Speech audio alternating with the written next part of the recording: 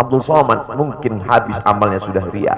Satu-satunya yang akan kujadikan bekal menghadap Rasulullah hanyalah aku pernah mencintai keturunanmu ya Rasulullah. Aku pernah mencintaimu zuriat ya Rasulullah.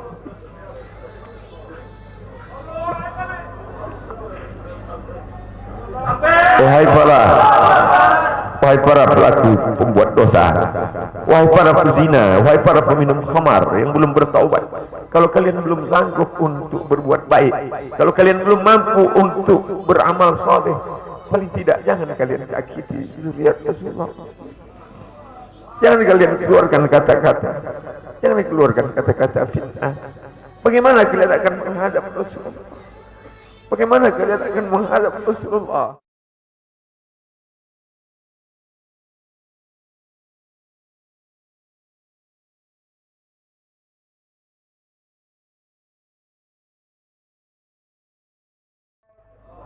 Assalamualaikum warahmatullahi wabarakatuh. Alhamdulillah wassalatu wassalamu ala Rasulillah wa ala alihi wa sahbihi wa man da'a bi da'watihi wastanna bi sunnatihi ila yaumi liqa'i rabbih.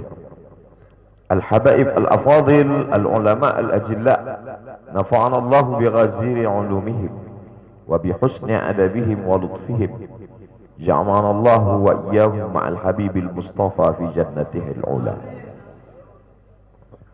Orang yang menyambut beliau, kalau dia masih ada ikatan dinas, maka beberapa hari ini kita lihat orang itu dihukum dari jabatannya. Orang yang mengupdate status kalau menulis nama beliau, maka Instagramnya akan diblokir. Hanya menulis namanya saja, maka Facebooknya akan ditutup. Orang menjadi takut untuk menjenguk beliau, kecuali orang-orang yang takutnya sudah dihabiskan hanya untuk Allah Subhanahu wa ta'ala. Apa dosanya? Apa salahnya? Berapa triliun negeri ini pernah dirugikannya? Berapa sumber daya alam, minyak, batu bara, nikel, uranium yang pernah dijualnya ke luar negeri? Berapa BUMN perusahaan yang pernah dijualnya aset-aset negara? Ada yang pernah dia jual? Dia hanya mengajak anak muda yang selama ini pencandu narkoba menjadi bertaubat kepada Allah. Dia hanya membangkitkan semangat anak muda yang selama ini berzina menjadi orang-orang yang takut kepada Allah. Dia hanya mengajak mereka yang memakai baju hitam, pakaian hitam, berubah menjadi pakaian putih. Mereka berusaha untuk memutihkan catatan amal baik mereka di hadapan Allah. Dia hanya menyadarkan umatnya supaya sadar bahwa politik itu penting. Angkatlah pemimpin yang adil dan amanah.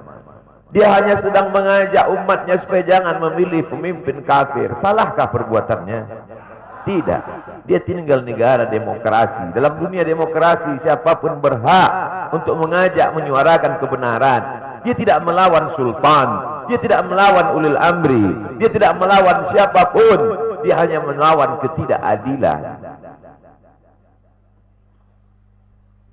Hari ini saya berangkat setelah sholat subuh menuju airport, naik pesawat.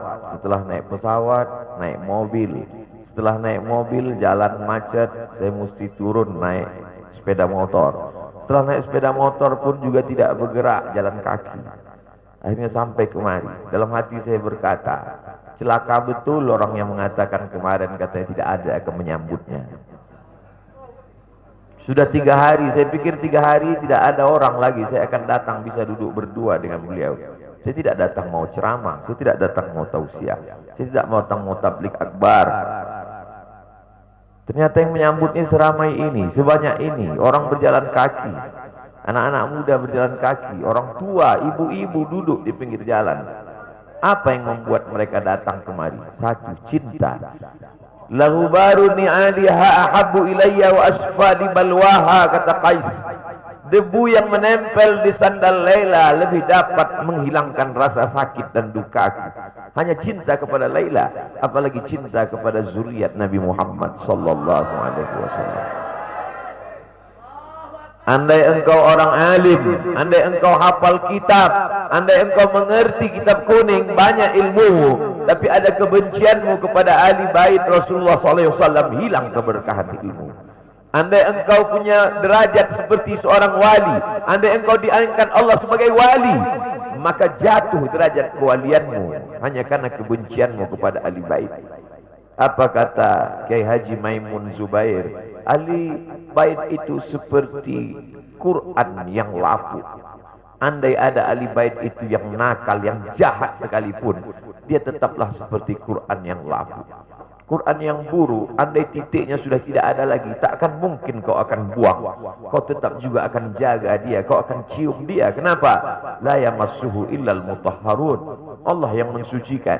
Seorang sahabat Nabi disuruh membuang air bekas daripada bekam Rasulullah SAW. Buanglah ini, kata Rasulullah. Lalu kemudian beliau pergi ke belakang. Setelah itu dia datang lagi menghadap Rasulullah SAW. Rasul tahu apa yang dia lakukan, karena Nabi dapat wahyu, Nabi terbuka hijab. Tapi Nabi ingin bertanya kepada dia. Bukan Nabi tidak tahu, Nabi tahu, diberikan Allah pemberitahuan. Nabi ingin memberitahu siapa yang tidak tahu. Kemana darah bekam tadi kau buat? Kata Nabi, ku minum ya Rasulullah. Mengapa engkau minum? Karena aku tahu bahwa darah yang mengalir dalam diriku membuat aku haram tersentuh api neraka. Mengalir darah itu dari dia kepada Sayyidatuna Fatimah, dari Fatimah kepada Sayyidina Al-Hasan, dari Sayyidina Al-Hasan ada juga kepada Sayyidina Al-Husain, dari Sayyidina Al-Husain kepada Sayyidina Ali Zainal Abidin, dari Zainal Abidin kepada Sayyidina Muhammad Al-Baqir, dari Sayyidina Muhammad Al-Baqir mengalir darah itu kepada Sayyidina Ja'far Sadiq, dari Ja'far Sadiq mengalir kepada Sayyidina Ali Al-Uraidi, dari Ali Al-Uraidi mengalir darah itu kepada Sayyidina Muhammad An-Naqib, dari Muhammad An-Naqib mengalir darah itu kepada Sayyidina Isa sampai kepada Sayyidina Ahmad bin Isa Al-Muhajir. Lalu kemudian darah itu mengalir kepada Imam As-Saggaf, Al-Idrus, Al-Haddad, Al-Attas, dan salah satunya adalah bin Syihab, dan salah satu dari zuriat bin Syihab itu adalah Sayyidi Al-Imam Al-Akbar Al-Habib Muhammad Rizik Syihab. Kalau mau hidup tenang, beliau sudah tenang dengan anak menantunya, dengan cucunya, dengan ilmunya. Beliau meraih gelar LC dari Universitas Imam Muhammad Ibn Saud. Dia cukup dengan majlis-majlis maulidnya, cukup. Mengapa dia bersusah payah? Mengapa dia mesti kena fitnah? Dia hanya mengikut darah Sayyidina Al-Husain. Kalau mengikut Sayyidina Al-Hasan lembut, mengikut Sayyidina Al-Hasan lembut sentuhannya.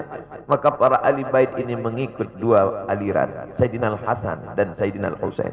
Kedua-duanya saya cintai. Habaib yang mengikut Sayyidina Al-Hasan, saya datang, saya cium tangan mereka, saya bersilaturahim, lembut gaya mereka. Tapi mereka semua mengajak untuk mencintai Sayyidina wa Maulana Muhammad sallallahu alaihi wasallam. Tapi ada yang seperti Sayyidina Al-Husain, menggelegar suaranya, dia hunuskan pedangnya untuk musuh-musuh Allah. Keduanya adalah sama-sama diridhai Allah. Innal Hasan wal Husain sayyida syababi ahli jannah. Yang mencintai Sayyidina Al-Hasan, mencintai Sayyidina Al-Husain, yang mencintai zuriat mereka, keturunan mereka, maka dengan cinta itu bekal kita menghadap Rasulullah sallallahu alaihi wasallam. Andai aku dihadapkan nanti menghadap Allah, tahajudku tak sebanyak Imam Ahmad bin Hanbal, 300 raka'ah fil yaumi wal lailah, 300 rakaat sehari semalam. Andai aku dihadapkan kepada Rasulullah SAW, maka jihadku tidak sebanyak Sayyidina Khalid ibn Walid. Setiap jengkal kulitnya, setiap tetes darahnya tak lepas daripada tebasan tombak, anak panah dan pedang. Andai aku dihadapkan kepada Sayyidina Maulana Muhammad SAW, amalku tak sebanyak Abdurrahman ibn Auf. Lalu apa bekalmu, hai Abdul Somad? Adakah ceramah-ceramahmu itu bisa kau jadikan bekal menghadap Allah? Tidak.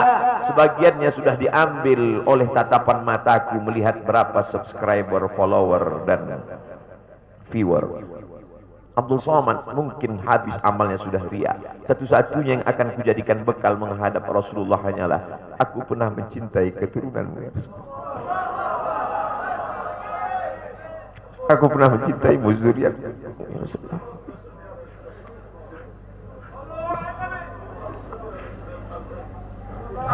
Wahai para pelaku pembuat dosa, wahai para pezina, wahai para peminum khamar yang belum bertaubat, kalau kalian belum sanggup untuk berbuat baik, kalau kalian belum mampu untuk beramal saleh, paling tidak jangan kalian sakiti zuriat Rasulullah. Jangan kalian keluarkan kata-kata, jangan keluarkan kata-kata fitnah. Bagaimana kalian akan menghadap Rasulullah? Bagaimana kalian akan menghadap Rasulullah? Pada saat itu seluruh umat berkumpul menghadap Nabi Adam alaihissalam. Kami tidak sanggup berdiri di padang mahsyar ini, wahai Adam. Menghadaplah kepada Allah. Kata Adam, aku tidak sanggup menghadap Allah. Karena dulu Allah berkata, la taqraba hadhihi syajarah. Jangan kau dekati pohon kuldi ini, tapi aku malah memakannya, ya Allah.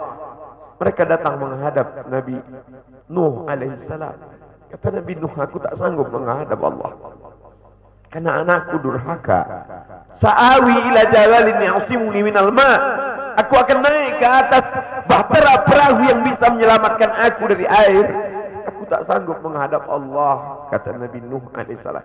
Mereka menghadap kepada Nabi Musa, aku tak mampu, kata Nabi Musa. Mereka menghadap kepada Nabi Isa, aku pun malu kepada Allah, karena aku mereka jadikan sembahan di atas muka bumi Allah. Mereka hanya mampu menghadap Sayyidina wa Maulana Muhammad sallallahu alaihi wasallam. Wahai para peminum khamar, wahai para pezina, wahai para pelaku dosa, kalau kalian belum mampu beramal soleh, belum mampu bertobat, paling tidak jangan kalian zina zuriat Rasulullah SAW. Bagaimana kalian akan menghadap Rasulullah? Pada saat itu tak ada syafaat. Man dzalladzi yashfa'u 'indahu illa bi'idnih. Tak ada satu pun yang bisa memberikan syafaat kecuali Sayyidina wa Maulana Muhammad sallallahu alaihi wasallam. Wahai para pemimpin, yang hari ini kau dititipkan amanah kekuasaan. Beberapa hari ini kau lihat apa yang dilakukan orang pada Donald Trump. Kurang hebat apa lagi Trump? Negara adidaya, kekuasaan, kaya raya. Tapi ketika kekuasaan itu diambil oleh Joe Biden, kita pun malu melihat video ejekan-ejekan itu.